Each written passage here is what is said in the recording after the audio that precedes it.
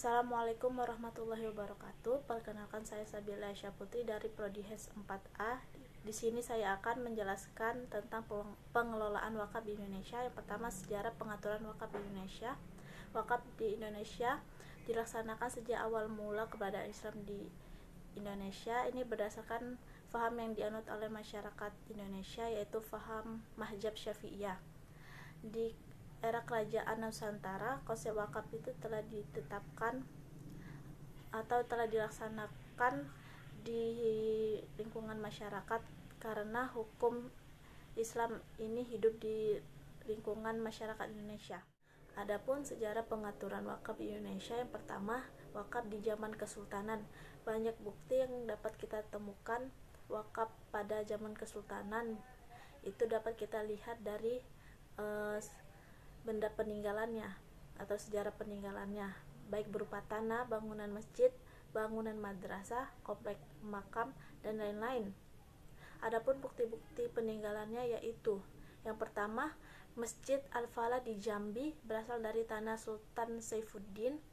Yang kedua, Masjid Kauman di Cirebon wakaf dari Sunan Gunung Jati. Yang ketiga, Masjid di Demak wakaf dari Raden Fatah. Yang keempat, Masjid Menara di Kudus wakaf dari Sunan Muria. Yang kelima, Masjid Jami Pangkalan wakaf dari Sultan Abdul Qaridun. Pengaturan wakaf pada masa Kesultanan, terutama di Jawa, khususnya di Jawa Tengah, diatur pada Statblad nomor 605 JO yang menyatakan bahwa masjid-masjid di Semarang, Kendal, dan Demak memiliki tanah sawah bondo masjid sebagai fund untuk membiayai pemeliharaan dan perbaikan masjid, halaman, dan makam keramat dari wali di lingkungan masjid tersebut. Hal tersebut menunjukkan pada zaman Kesultanan telah ada peraturan wakaf sekalipun dalam hal yang masih terbatas. Yang kedua, wakaf pada zaman kolonial Belanda. Pada zaman kolonial Belanda telah banyak mengeluarkan pengaturan tentang wakaf. Yang pertama, Surat Edaran Sekretaris Gubernur pertama pada tanggal 13 Januari 1965 nomor 435. Selanjutnya, peraturan ini menimbulkan reaksi dan pergerakan-pergerakan dari umat Islam karena orang yang berwakaf pada prakteknya harus minta izin terlebih dahulu kepada bupati. Selanjutnya, Surat Edaran Sekretaris Gubernur tanggal 4 Juni 1931 nomor 1361A.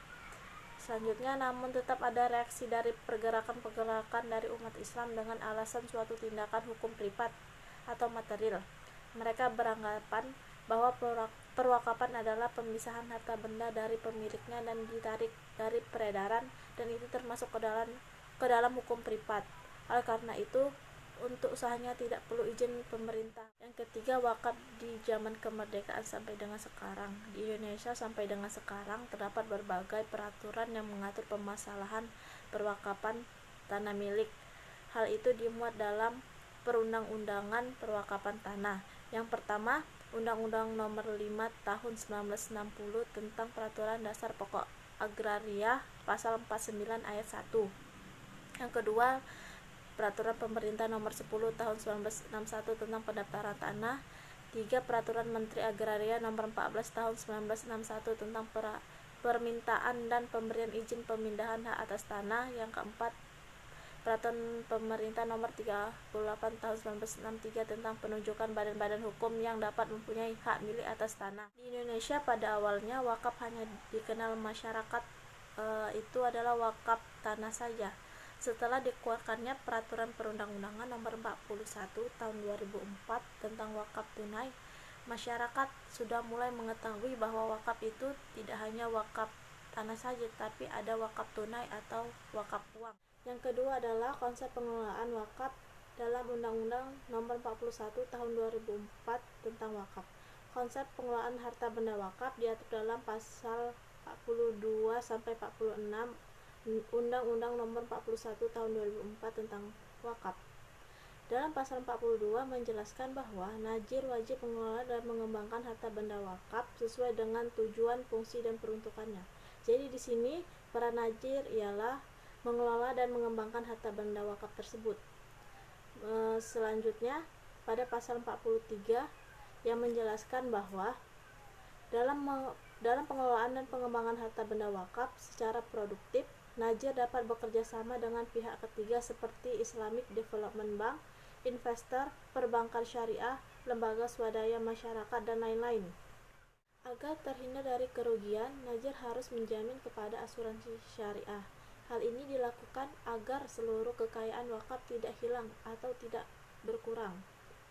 Upaya supporting atau dukungan, pengelolaan dan pengembangan harta benda wakaf juga dapat dilakukan dengan memaksimalkan peran Undang-Undang Nomor 22 Tahun 1999 tentang otonomi daerah yang mendukung pemberdayaan wakaf secara produktif. Dalam pasal 44 ayat 1 yang menjelaskan bahwa dalam mengelola dan mengembangkan harta benda wakaf, Najir dilarang melakukan perubahan peruntukan harta benda wakaf kecuali atas dasar izin tertulis dari Badan Wakaf Indonesia. Dan dalam pasal 45 ayat 3 yang menyatakan bahwa pengelolaan dan pengembangan harta benda wakaf yang dilakukan oleh Najir lain karena pemberhentian dan penggantian Najir dilakukan dengan tetap memperhatikan peruntukan harta benda wakaf yang ditetapkan dan tujuan serta fungsi wakaf.